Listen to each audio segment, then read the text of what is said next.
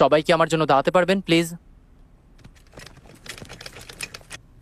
প্যাডগুলোর নিচে বেলুন আছে, ওগুলো তোলো।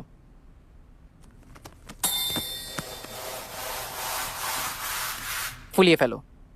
ফুলিয়ে ফেলবো? তোমরা পারবে তো, তাই না? ফুলিয়ে ফেলো। তোমাদের পাশে থাকা পিনগুলো হাতে নাও। তোমাকে 30 সেকেন্ড সময় দেওয়া হলো।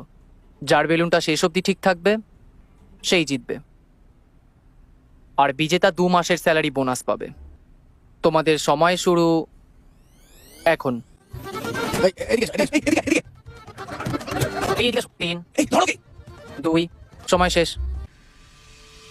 আরে, আপনাদের কারোর কাছেই বেলুন নেই? ভালো। আমি বলেছিলাম শেষ অবধি যার হাতে বেলুন থাকবে সেই জয়ী। তোমাদের সবার হাতে বেলুন থাকলে তোমরা সবাই জিতে যেতে, তাই না? তোমাদের প্রত্যেককে জিজ্ঞেস করতে চাই, এর জন্য কাউকে হারাতেও পরোয়া করো না।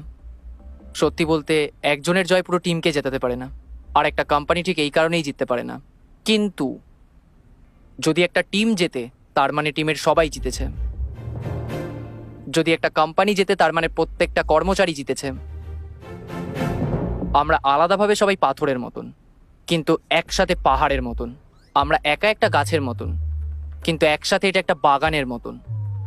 আমরা আলাদাভাবে এক একজন কর্মচারী, কিন্তু একসাথে একটা কোম্পানি। এখন বলো আমাকে, আমি নাকি কোম্পানি? Company sir. আরেকটা শেষ কথা, আর না। যে বই পড়ে সে পাঠক, যে কেস লড়ে সে উকিল, যে টিমকে পথ দেখায় সে হলো লিডার।